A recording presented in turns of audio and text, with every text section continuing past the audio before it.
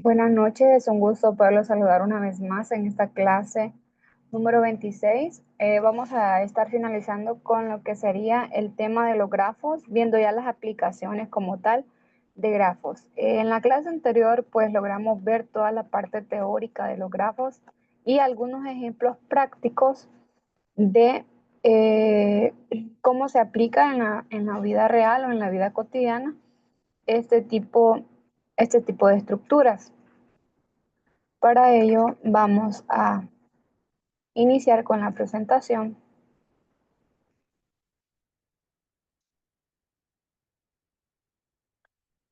Tenemos el tema aplicaciones de grafo. Con esto cerraríamos lo que sería nuestra unidad número 3 y posterior en la otra clase vamos a estar iniciando la unidad número 4 que es recursividad. De igual forma, pues recordarles que deben de enviar su avance, su primer avance del proyecto final, para poder ir viendo de qué manera van trabajando y cómo están avanzando y si vamos por el camino correcto o si no, pues corregir en este momento que es el indicado para que tengamos, pues obtengamos la mejor nota posible. Antes de poder ver los ejemplos prácticos, vamos a definir algunos algoritmos necesarios para poder realizar como tal los grafos, como es el BFS y el DFS. ¿Qué significa cada uno? El BFS significa Breadth First Search, que sería búsqueda en anchura, y DFS es búsqueda en profundidad.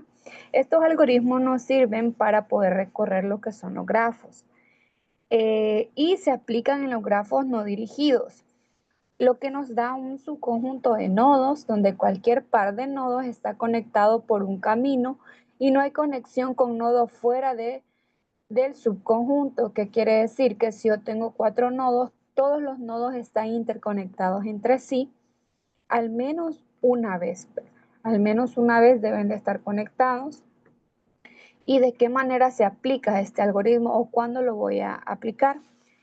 Pues inicialmente tenemos que definir el ejercicio que estamos haciendo, qué tipo de grafo es. Ya vimos los tipos de grafo en la clase anterior. Están los no dirigidos, están los dirigidos con porcentaje y teníamos otros dos tipos.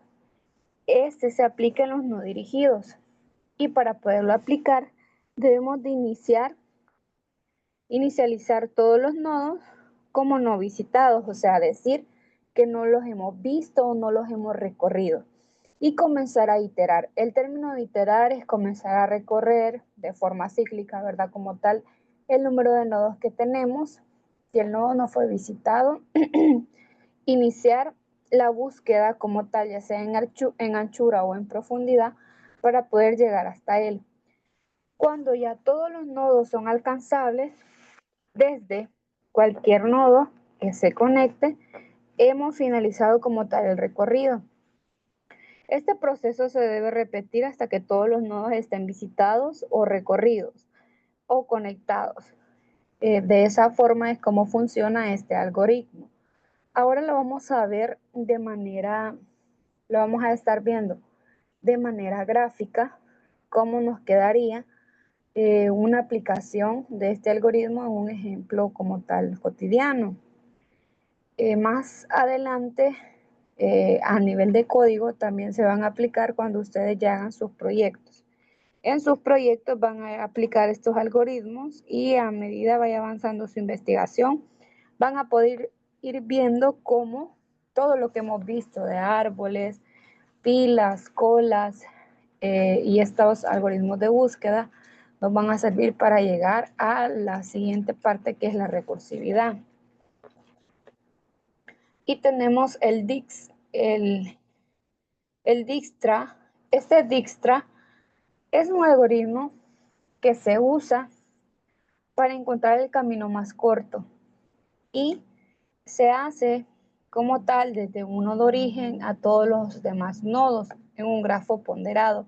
Este se usa para los grafos dirigidos y ponderados, que quiere decir, se usa más para encontrar las rutas cortas, para ver cuáles son las distancias, cuánto me cuesta eh, llegar del punto A al punto B, y esto se utiliza para los ruteos que decíamos que se pueden utilizar en logística, que los grafos no únicamente se usan en el área informática, sino que también se pueden utilizar en otros rubros.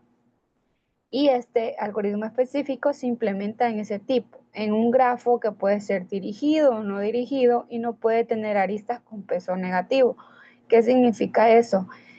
Que siempre para llegar del punto A al punto B tenemos que tomar el valor positivo, porque siempre va a haber un recorrido, no en reversa, sino hacia el frente. Entonces, por eso siempre el peso de la arista va a ir positivamente. ¿Y cómo funciona este algoritmo?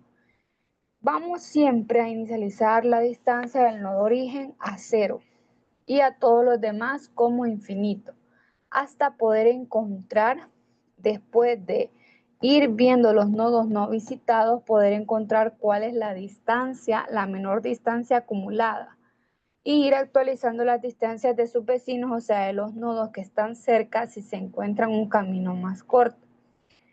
Para poder ir avanzando, debemos de marcar el nodo como visitado o recorrido y repetir hasta visitar todos los nodos. De esto tomamos un punto de partida, un nodo origen, y de ese nodo pasamos al siguiente, y posterior de ese podemos saltarnos al nodo que esté más vecino para ver cuál es la distancia.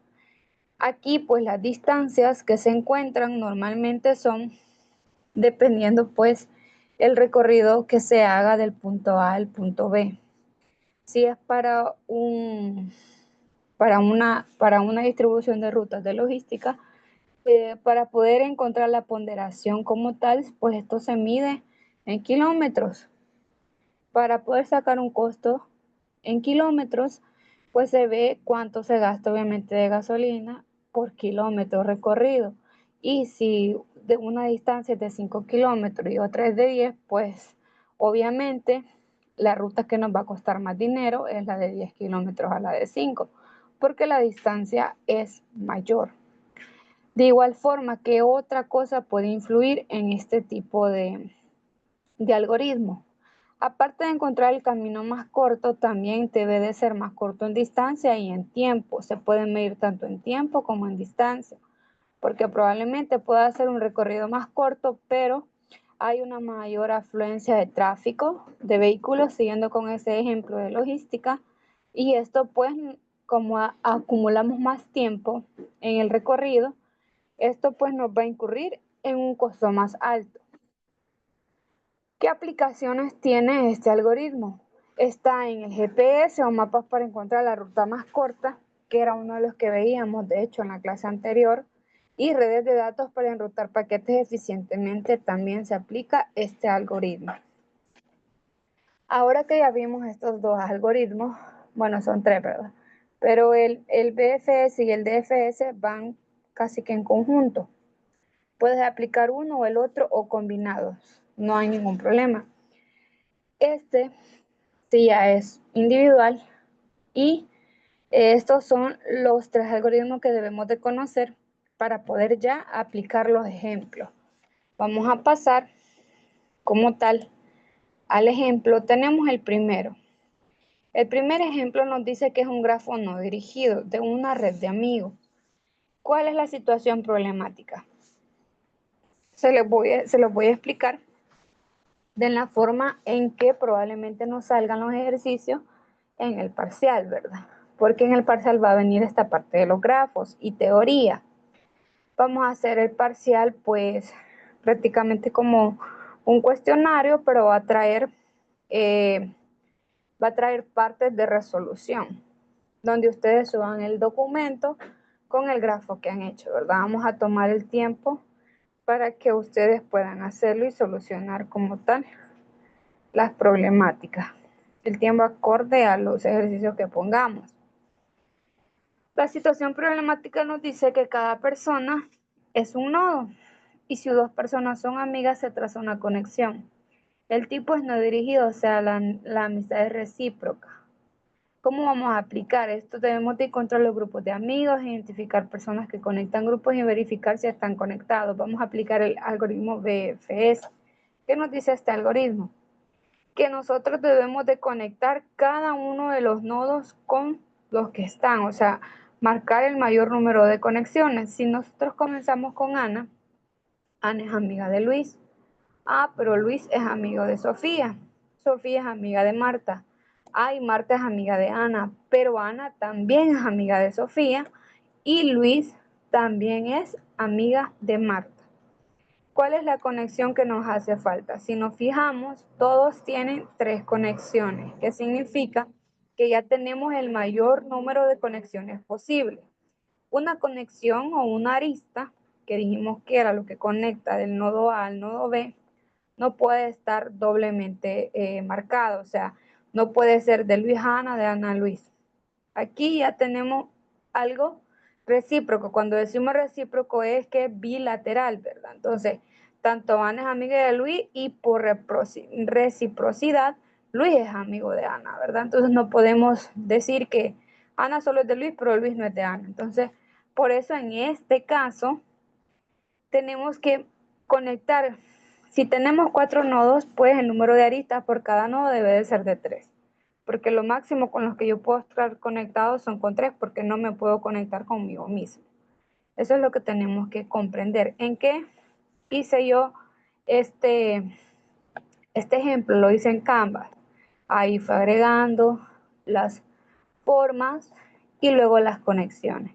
Podemos hacerlo en Canvas, podemos hacerlo en Word, podemos hacerlo a papel. Si ustedes quieren hacerlo a papel, no hay problema, porque a la hora de hacer el parcial, háganlo en la herramienta que les salga más fácil. Si lo quieren hacer en Word, si lo quieren hacer en Canvas o si lo quieren hacer en papel, pero que se vea algo legible, por favor, y que las fotos que tomen sean legibles. Lo pueden subir en un documento PDF, obviamente, y ahí subir pues el grafo que ustedes hagan. Dijimos que los grafos los vamos a representar con nodos, ¿verdad? Esta es una forma y es la forma en la que yo lo he decidido hacer. Ustedes lo pueden hacer así o podrían poner el icono de persona si ustedes quisieran hacerlo más bonito, pero hay que tomar en cuenta que cuando lo examinemos, sí, pues el examen va a estar abierto cierta cantidad de tiempo, así que nosotros tomemos en cuenta con qué nos sale mejor hacerlo, ¿verdad? Tanto que nos quede bien, obviamente, de calidad el trabajo y también en el mejor tiempo. Para ello yo puedo hacer práctica, ¿verdad? Practicar, tratar de hacer estos mismos grafos y ya tener como ciertos formatos y luego, bueno, si me ponen un ejercicio similar, pues lo sustituyo y ya tener ahí como un avance. Luego tenemos el segundo ejercicio, que es el mapa de carretera, similar a lo que estábamos explicando con el algoritmo Dijkstra, ¿verdad? Con este Dijkstra tenemos un grafo ponderado y dirigido. Ya que es dirigido, tenemos la siguiente situación problemática. Cada ciudad es un nodo y las carreteras tienen un costo o distancia. Del punto A al punto B se tiene una distancia de 5 kilómetros. Existe otra ciudad C que es independiente. La tenemos aquí. Y un punto medio D que tiene distancia a A de 10 kilómetros y a B de 2 kilómetros. ¿Qué tipo de grafo es? Es un dirigido y ponderado. ¿Cuál va a ser la aplicación de este? Encontrar la ruta más corta entre dos ciudades.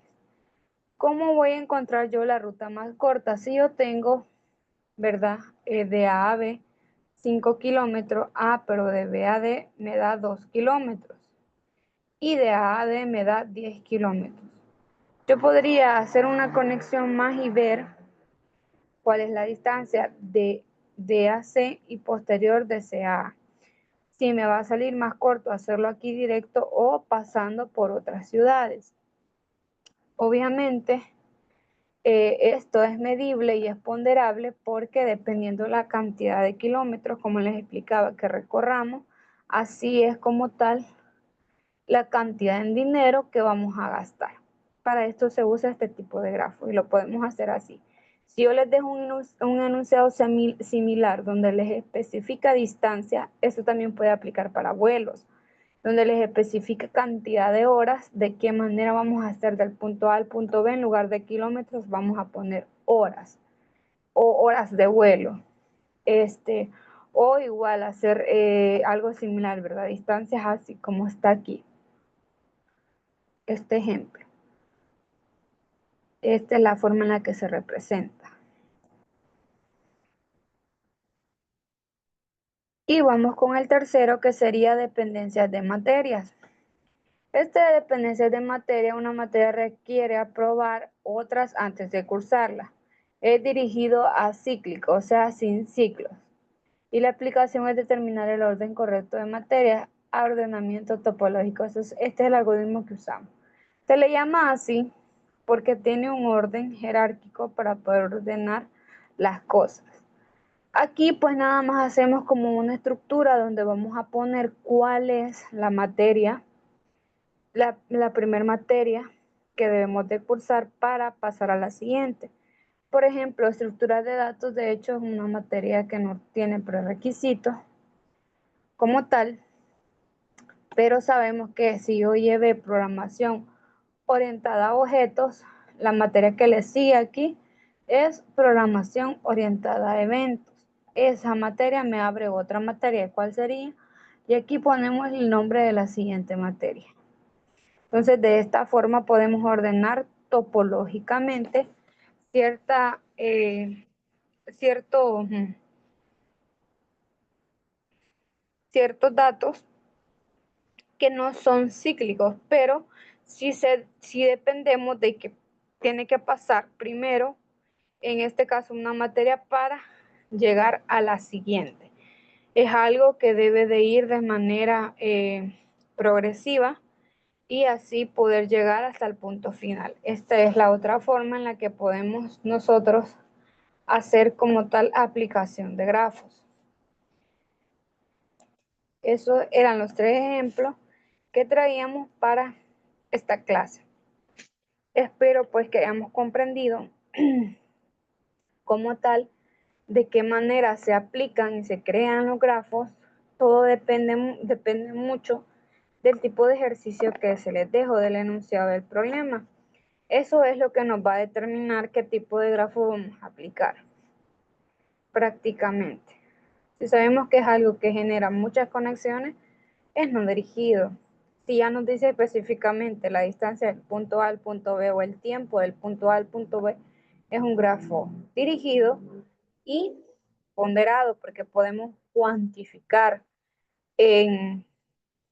o sea, ponderar, cuantificar, ya sea en dinero, en recursos, lo que me toma recorrer esa distancia o ese tiempo. Y el último, que es topológico, es cuando no son cíclicas, o sea, necesito llevar algo progresivamente y para poder llegar hasta el final haber recorrido anteriormente, en este caso las materias.